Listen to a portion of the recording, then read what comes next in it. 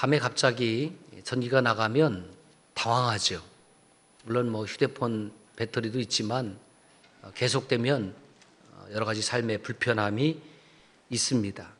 살다 보면 종종 당황한 일을 겪고 살아갑니다. 당황이라는 것은 놀라거나 다급하여 어찌할 바를 모르는 상태를 말합니다. 왜 당황하고 살까요? 내가 미처 예상하지 못한 일이 나에게 닥쳤기 때문에 그렇습니다.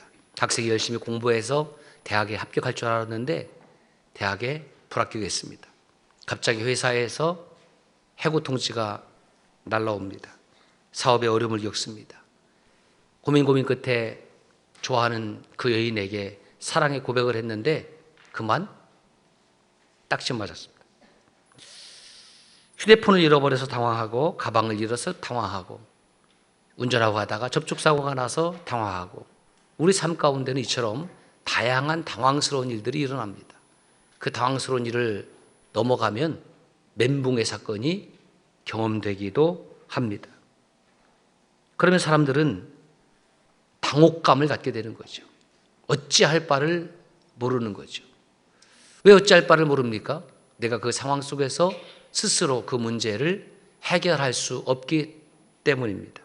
지난 수요일 신앙의 토도대 공동체 학습 가운데에 모 집사님께서 자신의 멘붕 대처법을 이렇게 나누어 주셨습니다. 멘붕에 빠졌을 때 1번 맛있는 음식 먹는다. 살찝니다. 2번 TV 홈쇼핑에 빠진다. 그때는 좋지만 카드값 나오면 기절합니다.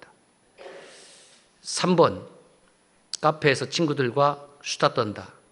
그때는 괜찮았지만 헤어지고 나면 또 다른 공허함이 찾아옵니다. 이러한 방법으로는 삶의 당황함, 멘붕을 결코 이겨낼 수 없음을 깨닫고 다시 말씀으로, 다시 말씀으로, 다시 말씀으로, 다시 말씀으로, 다시 은혜로 돌아간다는 거예요. 다시 매일 성경 읽기에 참여하고 365 감사 생활을 하고 365 성령 충만 생활을 하고 365 성령 순종의 생활을 하고 새벽 행진에 참여하고 그것이 나의 당황스러운 삶, 멘붕의 삶을 이겨나갈 수 있는 힘이라는 고백이었습니다. 시편에 보면 시편 기자도 삶에 당황스러운 일을 경험했습니다. 그 당황스러운 일이 어떤 일인지는 구체적으로 기록되어 있지 않지만 시편 121편 1절에서 2절을 보면 이렇게 되어 있습니다. 내가 산을 향하여 눈을 들리라. 산을 향하여 눈을 들어 보는 이유가 무엇일까요? 나의 도움이 어디서 올 거를 찾는 겁니다. 내가 삶의 어려운 일을 당했을 때에 누가 나를 도와줄 수 있을까? 그래요. 남편도 아내도 자녀도 도와줄 수 있지만 때로는 남편조차도 아내조차도 자녀조차도 친지조차도 지인조차도 나를 도와줄 수 없을 때 정말 막막해서 눈을 들어서 산을 보았습니다. 산이 말이 없지요. 내가 눈을 들어 산을 보았는데 산조차도 나에게 도움이 되지는 못합니다. 나의 도움이 어디서 올고 질문했더니 나의 도움은 천지를 지으신 여호와에게서로다. 삶에 곤고함이 있습니까? 당황스러운 일을 경험하고 있습니까? 지금 낙심에 빠졌습니까? 우울감에 빠졌습니까? 불면증에 잠을 이루지 못하십니까? 오늘 또 여호와 하나님으로 여러분의 도움이 되시기를 주의 이름으로 축복합니다. 아브라함의 첫 번째 멘붕 사건은 편안히 잘 살고 있는 곳에서 떠나라, 가라 그 말씀을 들었을 때입니다. 그래서 그 멘붕의 모습을 갈 바를 알지 못했다. 갈 바를 알지 못했다.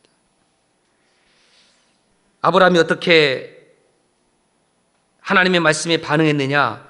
창세기 12장 4절에 보니까 여호와의 말씀을 따라갔다 그랬습니다.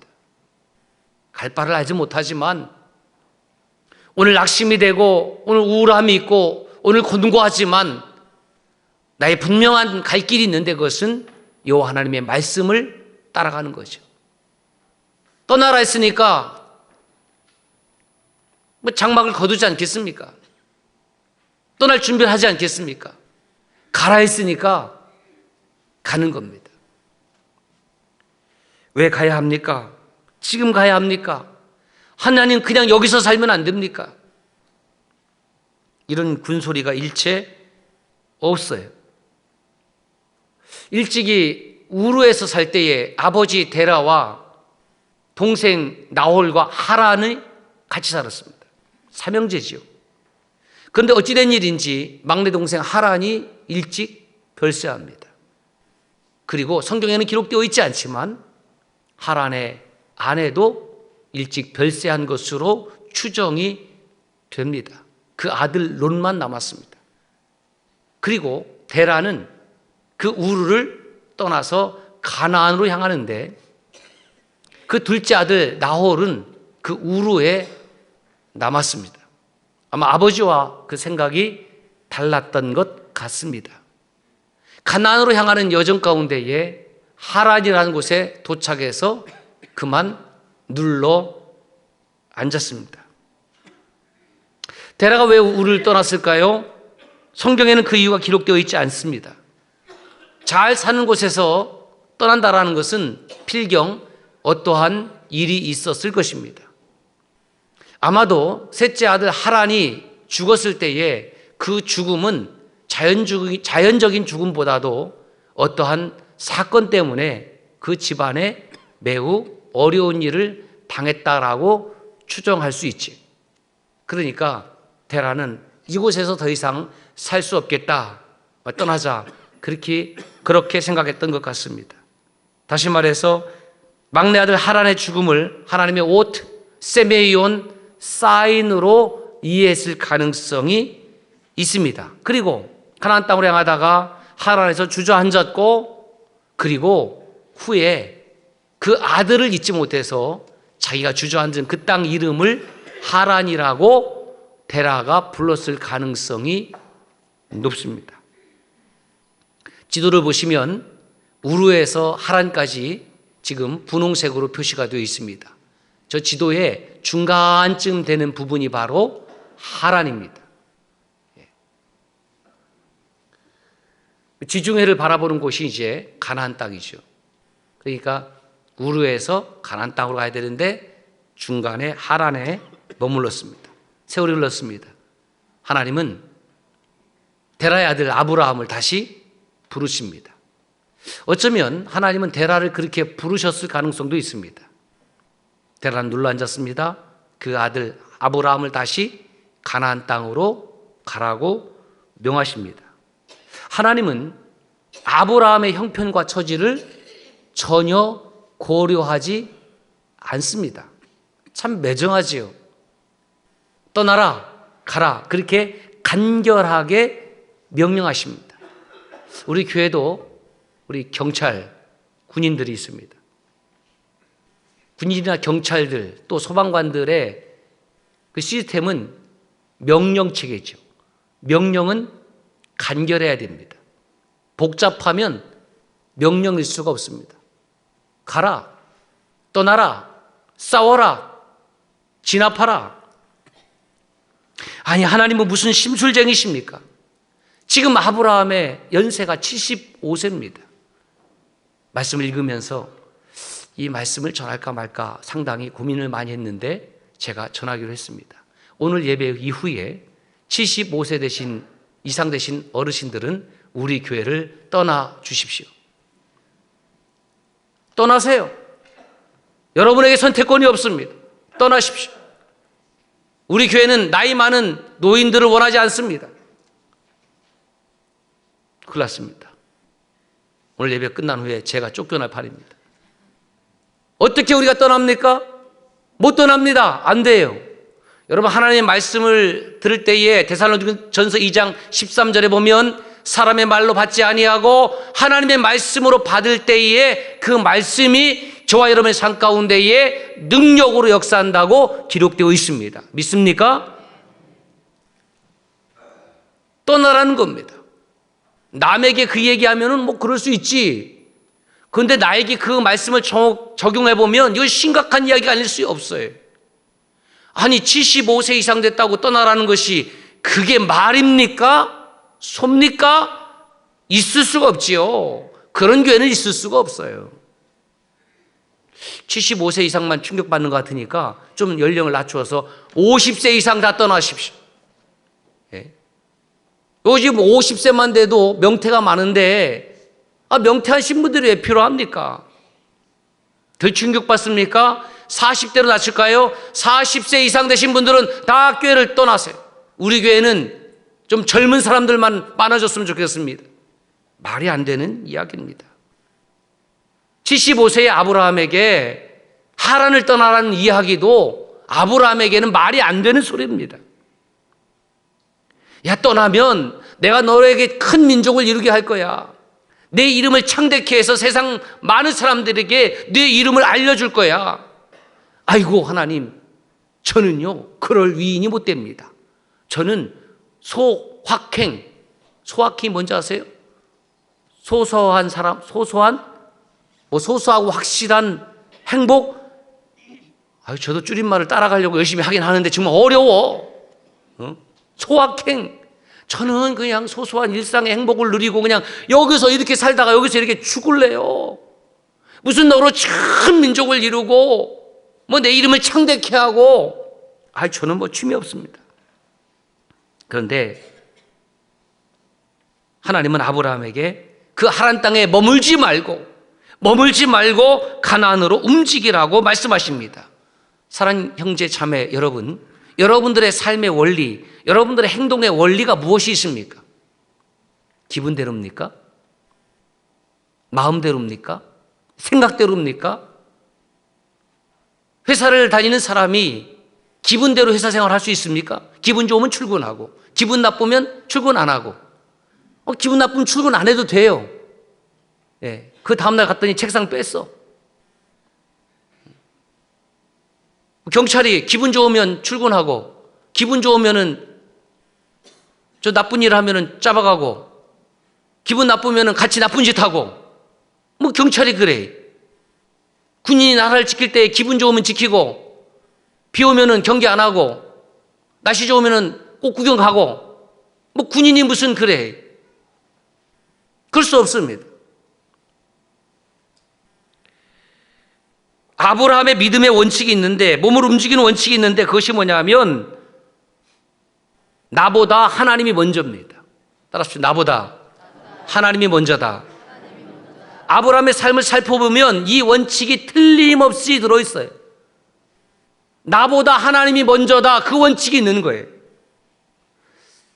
예전에 우리가 식사할 때에 부모님과 식사하면은 그 숟가락을 누가 먼저 떠야 됩니까?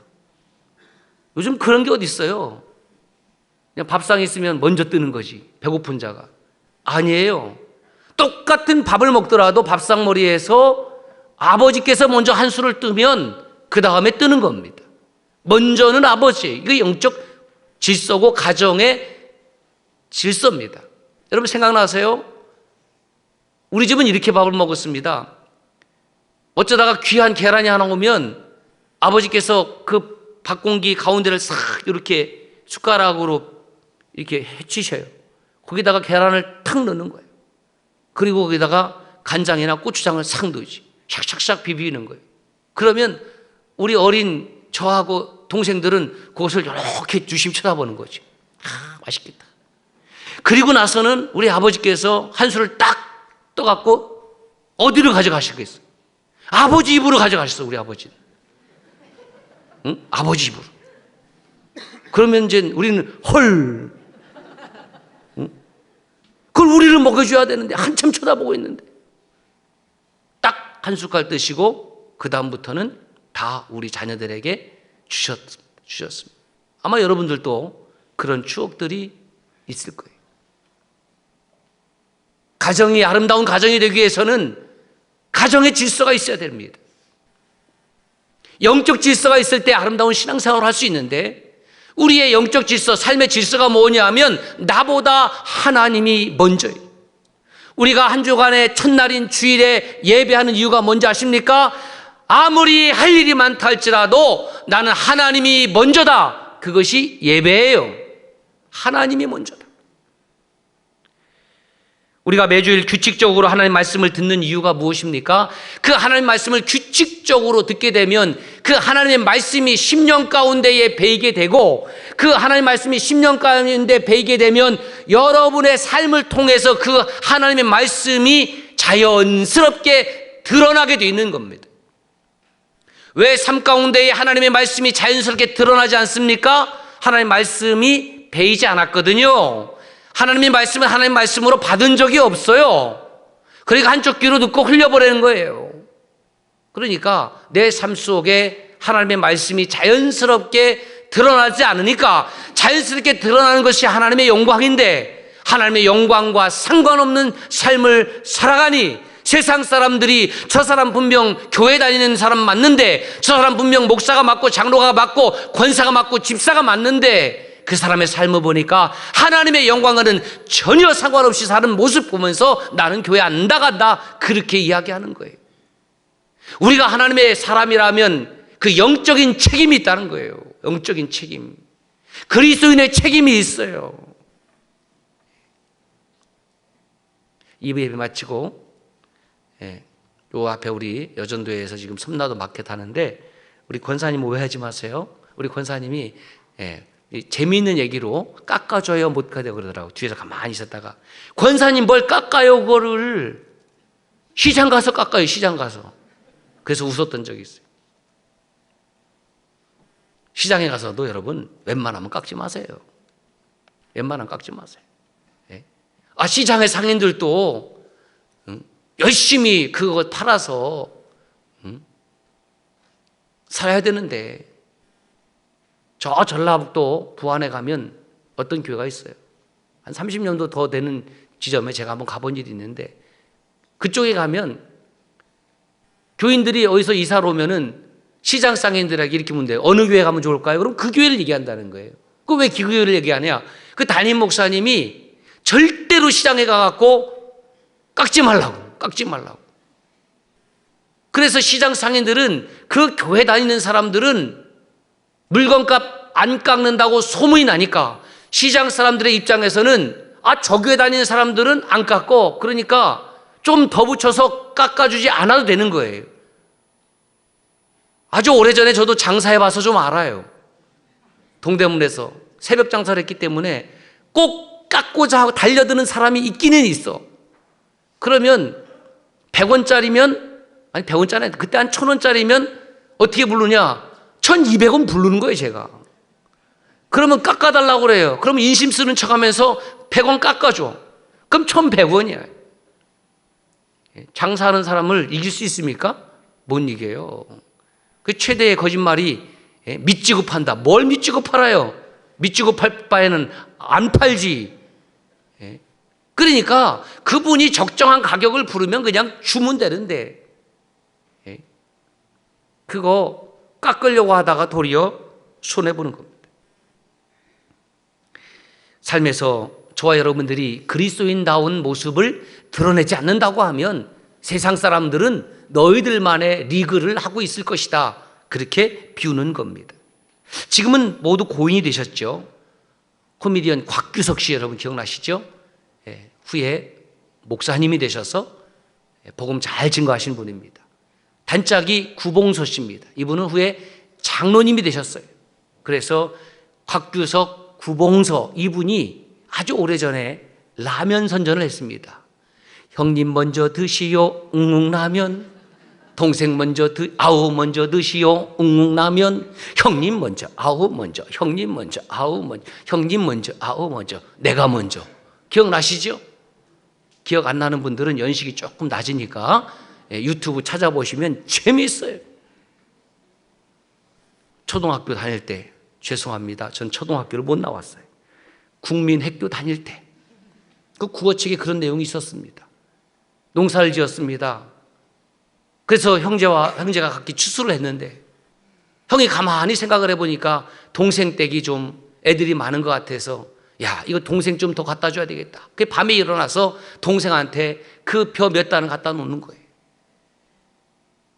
그 동생은 가만히 생각해 보니까 우리 형님이 더 쌀이 많이 필요한데, 아, 형님 이거 필요하겠다. 동생은 동생 나름대로 또 갖다 놓는 거예요. 시간차 공격이니까 서로 만나지 못해. 그 아침에 일어났더니 아니 형님의 볕단도 그냥 그대로 있고 동생의 볕단도 그대로 있으니까 이상하다. 그래서 그 다음날 또 형님은 아우 먼저, 아우는 형님 먼저. 그 다음날도 일어나니까 또 똑같아. 그리고 그 다음날 또 일어나서 서로 볕단을 옮기다 보니까 중간에서 형님과 아우가 만나게 되고, 그리고 그에 부둥켜 안고, 그 형제 때문에. 오늘 어떻습니까? 형제는 뭐, 예? 형 것도 내 거, 내 것도 내 거, 아우 것도 내 거, 내 것도 내 거.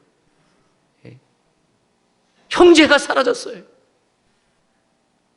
물질 때문에 가정이 풍비박산이 나고, 형님 먼저 아우 먼저 어디 있어요? 다 내가 먼저지. 여러분, 가정이 형님 먼저 아우 먼저가 회복되는 사랑의 가정이 되시기를 주의 이름으로 축원합니다. 우리 그리스도인의 가정은 그렇게 살아야 되는 거예요. 물질 때문에 싸우면 안 돼요. 양보하는 거죠. 형님은 동생을 생각하고 동생은 아우를 생각하고. 그래서 제가 이렇게 정의했습니다. 사랑이란 시작. 그게 사랑이잖아요. 어느 날 사랑이 내게 찾아오면 나보다 그녀 먼저, 나보다 그 남자 먼저. 그게 사랑이잖아요. 여러분, 신앙이 무엇입니까? 하나님과의 사랑의 관계라고 하면 동일하지 않겠습니까? 하나님은 나를 먼저 여기신다면 나는 하나님 먼저. 하나님이 나를 먼저 여기신다면 나도 하나님 먼저. 그게 신앙이잖아요. 내가 하고 싶은 건 다 하고, 내가 쓰고 싶은 시간 다 쓰고, 내 마음대로 살고 싶은 시간 다 살고, 그리고 쓰다가 남은 것이 있으면 하나님께 드리시렵니까? 간혹 퇴직하신 분들 가운데에 이렇게 말하는 분들이 있어요. 내 남은 생에는 주님 위해서 살겠다고. 오해하지 말고 들으세요. 남은 생애를 주님 위해 살지 마세요. 왜 남은 생애를 주를 위해 살려고 합니까? 그러면 퇴직 이전의 삶은 주님 위한 삶이 아니었다는 말입니까? 퇴직 이전의 삶도, 퇴직 이후의 삶도 주님 위해 사는 삶이 되시기를 주의 이름으로 축복합니다. 왜 구분하는 거예요? 그래, 어떤 분들은 50 넘어서 퇴직한 이후에 주님 위해 살겠다고 신학교 간대요. 저는 추천서 안 써줍니다. 반평생을 살아놓고 뒤늦게 신학한들, 그것이 주님을 위해 사는 거라고 저는 동의하기 어렵습니다. 꼭 목사가 되는 것만이 주님 위해 사는 것이 아닙니다. 하나님께서 주신 달란트가 있잖아요. 가정에서도 주를 위해서, 직장에서도 주를 위해서, 학교에서도,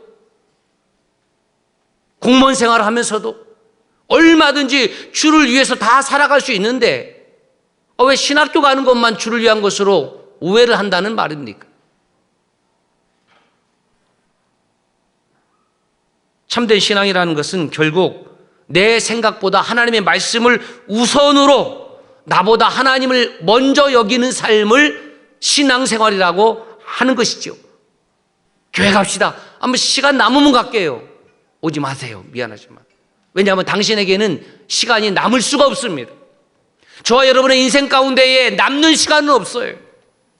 헌신이라는 것은 무엇이냐면 가장 귀한 시간, 나에게 허락하신 가장 귀한 시간을, 그 시간의 주인 되신 하나님을 향하여 내가 드리는 거예요. 여러분, 우리가 해를 만들었습니까? 달을 만들었습니까?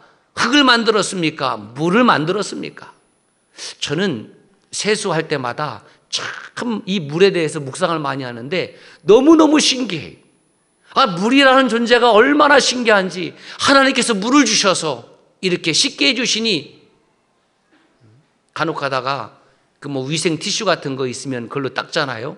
아무리 좋은 위생 티슈가 있어도요, 물수건이 있어도요, 진짜 물로 세수하는 거하고는 이거는 차원이 다르잖아요. 아브라함의 두 번째 멘붕이 있습니다. 그것은 더 심각합니다. 그 아들 이삭을 번제로 드리라. 창세기 22장 1절을 보면 그 이유가 무엇이냐면 하나님께서 아브라함을 시험하시려고, 아니 시험하셔도 그렇지 그 종목이 너무 세잖아요. 믿음을 시험하려고 해도 아들을 바치라는, 이거는 좀 아니지 않습니까? 여러분 동의가 되세요? 전 동의가 안 돼요. 아니 시험할 일이 따로 있지 어떻게 아들을 바치라는 시험을 할 수 있냐고요.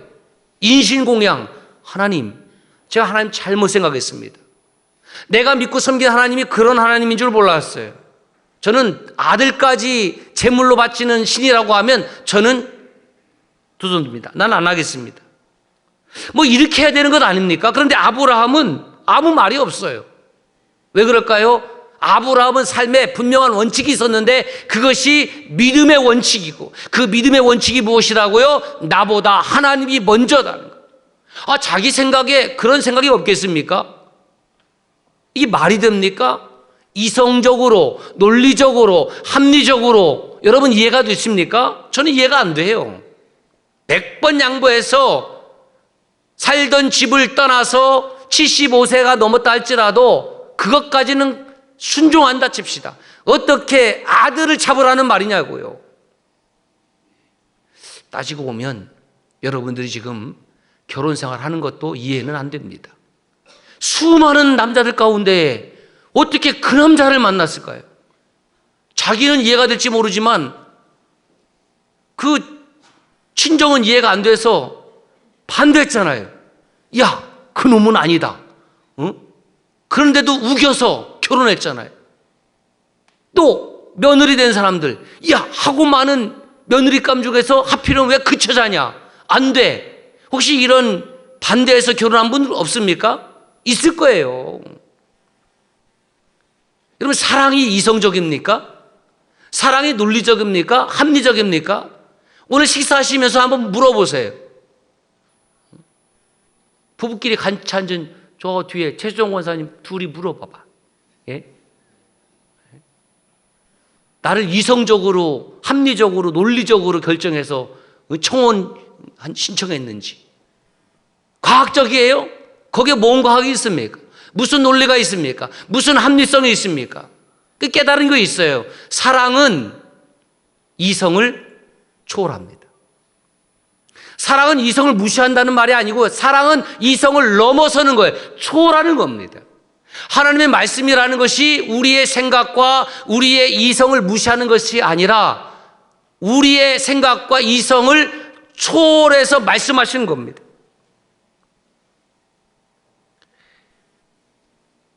하나님, 아무리 생각해봐도 제가 순종하고 싶은데 이건 안 되겠습니다.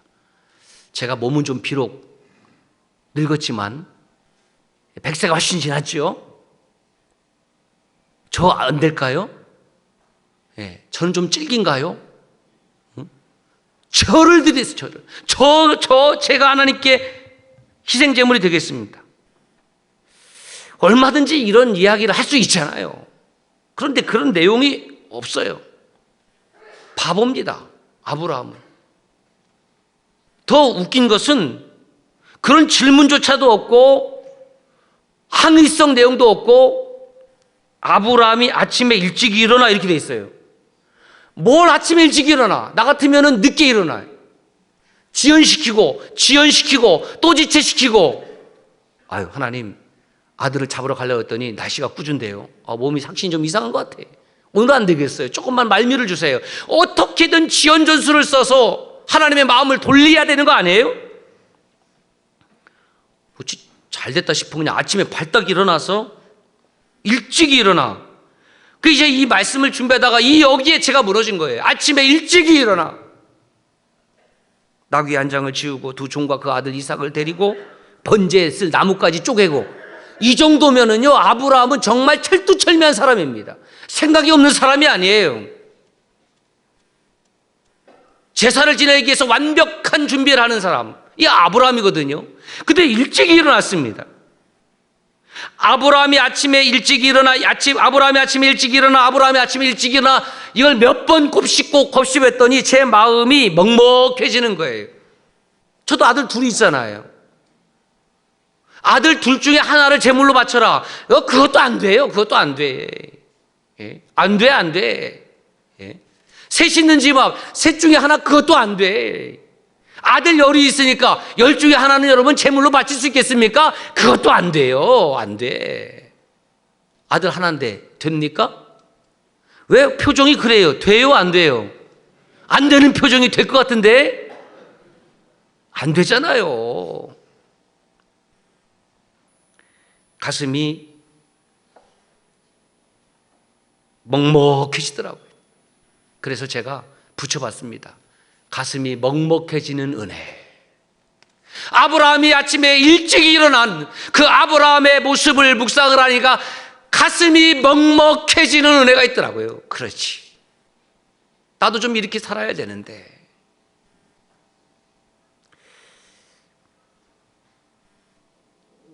모리아산으로 걸어갑니다. 브에세바에서 모리아산까지는 약 75km, 3일 길을 걸어가야 되는 거예요. 3일 길을 걸어갈 때에 아브라함의 마음은, 아브라함의 정신 상태는 멘붕 아닐까요? 기뻐서 갔겠습니까? 깊은 디프레션, 우울감으로. 하나님의 말씀에 순종할 때 여러분 항상 기뻐서 순종합니까? 아니에요. 눈물을 흘리면서라도 원하지 않지만 나보다 하나님이 먼저이기 때문에 잘 모르겠지만 하나님이 그렇게 말씀하시니까 눈물을 머금고 3일 길을 걸어가는 거예요. 그것이 아브라함의 헌신입니다. 3일 길이 아브라함에게 헌신이에요. 이성적으로, 논리적으로, 합리적으로 따져보면 아브라함은 바보입니다. 바보 아빠입니다. 바보 애비입니다. 자식을 제물로 요구하는 신이 세상에 어디 있다는 말입니까? 상식 밖에 하나님, 이성 밖에 하나님입니다. 자, 그렇다면 자식을 요구한 하나님이 이성 밖에 하나님이라고 하면 그 창조주 하나님이 피조물에 의해서 죽임을 당했습니다. 그것은 합리적입니까? 창조주가 피조물에서 죽임을 당하는 것은 괜찮습니까? 그럴 수 없습니다. 세상에 어느 신앙도 어느 종교도 신이 피조물에 의해서 죽임을 당하는 신은 없습니다. 왜 우리 하나님은 그렇게 십자가에서 오늘 찬양대가 찬양한 그 칼보리 언덕에서 그렇게 죽임을 당했을까? 이유는 한 가지밖에 없습니다. God is love. 하나님은 사랑이시기 때문에 그 사랑 때문에 자신의 간을 떼어서 자녀에게도 주기도 하고 그 사랑 때문에 자신의 간을 떼어서 아비에게 주기도 하고 어미에게도 주기도 하고 그 사랑 때문에 신장 한쪽을 떼어서 나눠주는 겁니다. 사랑 때문에 우리는 그렇게 사랑하며 살아갑니다. 그런데 하나님은 한쪽이 아닙니다. 머리에 가시관 쓰시고 손과 발에 다 못 박히시고 머리부터 발끝까지 그 온몸을 저를 위해서, 우리를 위해서, 나를 위해서 살과 피를 다 주셨습니다. 이것이 하나님의 사랑입니다. 그래서 이렇게 정리했습니다. 사랑은 이성을 초월한다. 하나님의 말씀은 이성을 초월한다. 모리아산 위에서 이삭을 제물로 요구하신 하나님은 오히려 2000년 뒤에 독생자로 오셔서 그 모리아산, 그 시온산에서 친히 자신이 하나님의 제물로 드려졌습니다. 이삭을 요구하신 하나님은 결국 아브라함에게 하나님의 옷, 하나님의 세메이온, 하나님의 사인을 주신 것이죠. 그때는 몰랐어요. 그때는 몰랐을 거예요. 아브라함이 순종하고 난 뒤에야 하나님의 옷, 세미온, 사인을 깨달았겠죠. 시온산 위에 주님께서 십자가를 지셨습니다. 그리고 7가지 말씀을 하셨습니다. 화면을 보시면 7가지의 말씀이 정리가 되어 있습니다. 6번째 말씀이 다 이루었다. 예수님께서 십자가를 지심으로 성부 하나님의 구원 역사를 다 완성했다라는 고백입니다. 그런데 4번째 말씀을 보면 이렇게 되어 있습니다. 엘리 엘리 라마 사박다니, 아람어입니다. 나의 하나님, 나의 하나님, 엘리 엘리 라마 사박다니, 어찌하여 나를 버리셨습니까? 십자가에서 주님이 느끼신 마음은 무엇이냐면 하나님께 버림받은 마음이에요. 왜냐하면 완전하신 하나님이고 완전하신 신이시지만 이 땅에 오신 예수 그리스도는 우리와 동일한 인성을 가지셨기 때문에, 여러분 참 정말 은혜가 되는 것이 무엇이냐면 하나님이 우리와 같은 피조물의 모습으로 오셨다라는 겁니다. 우리가 대단한 존재입니까? 시간이 지나가면 늙어가잖아요. 썩잖아요. 죽음을 맞이하잖아요. 하나님이 우리의 역사 속에 우리와 같은 모습으로 오셨다라는 것은 얼마나 우리를 사랑하시는지 그것을 통해서 알 수 있잖아요. 우리 하나님은 그런 하나님이시구나. 그래서 십자가를 지셨을 때에 내가 즐거운 마음으로 십자가를 지게 해주십시오, 그렇게 기도한 것이 아니에요. 마태복음 26장 38절에 보면 십자가를 지시기 전날 밤에 그 시온산, 그 모리아산, 그 갈보리 언덕 겟세마네 동산에서 아버지 할만하시거든 이 잔을 내게서 지나가게 하여 주옵소서. 왜? 인성을 가지고 계시니까. 하나님으로부터의 분리가 얼마나 고통스러운지, 십자가에서 버림받는 것이 얼마나 슬픈 일인지를 아시니까 이 잔을 내게서 지나가게 해달라고. 기도가 거기서 끝나는 것이 아니라 그러나 나의 원대로 마옵시고 아버지의 원대로 하옵소서. 주님의 기도의 자리, 겟세마네 기도의 자리, 그리고 십자가의 자리는 멘붕의 자리였습니다. 아브람만 멘붕을 겪은 것이 아니고 하나님이 이 땅에 오셔서 우리의 멘붕과 같이 멘붕을 경험해 주셨습니다. 지난주에 이어서 오늘 또 멘붕에 관한 말씀을 전했습니다. 아주 중요한 포인트가 있습니다. 일반적으로 사람들은 삶의 고난을 당할 때에 멘붕을 경험합니다. 물론 우리도 그렇습니다. 그런데 하나님께서 우리에게 주시는 멘붕은 어떤 멘붕이냐면 하나님의 말씀이 들려졌을 때 멘붕을 겪는다는 겁니다. 우리는 멘붕을 겪을 때에 그 멘붕이 극복되길 원하지만 하나님의 말씀을 들으면 우리의 멘붕이 사라지고 치유되고 회복되길 원하지만 오히려 성경은 하나님의 말씀이 선포되는 그곳에 멘붕이 일어났음을 보여줍니다. 아브라함이 하나님을 믿지 않았다고 하면, 아브라함이 하나님을 섬기지 않았다고 하면 굳이 하나님의 말씀을 들을 이유도 없고 하나님의 말씀이 들려질 필요도 없고 그러면 멘붕도 경험하지 않았을 것입니다. 사람의 몸을 입고 오신 하나님, 그 예수님께서 십자가를 지시기로 작정하지 않으셨다고 하면 그렇게 멘붕의 기도를 드리지도 않았을 것입니다. 사랑하는 여러분, 여러분이 살아있는 하나님의 말씀을 듣는다면 그 말씀은 때로는 잔잔한 호숫가에 던져진 돌처럼 파장을 가져오게 될 것입니다. 하나님의 말씀을 듣지 않았으면 겪지 않았을 것을 하나님의 말씀을 들었기 때문에 오히려 그 말씀에 순종하려고 하다 보니까, 그 말씀대로 살려고 하다 보니까 멘붕을 경험할 수도 있습니다. 그렇습니다. 내가 하나님의 구원에 초대받고 그 하나님의 뜻을 이루려는 삶을 살려고 몸부림치는 그 시간은 우리에게는 멘붕의 시간입니다. 왜요? 내 생각과 내 의지를 내려놓아야 하기 때문입니다. 그래서 저는 이 시간을 이렇게 부르겠습니다. 창조적 멘붕. 같이 읽겠습니다. 그리스도인에게 멘붕은 두려움의 시간이 아니라 하나님의 뜻대로 쓰임받는 순종과 축복의 창조적 시간이다. 기도하겠습니다.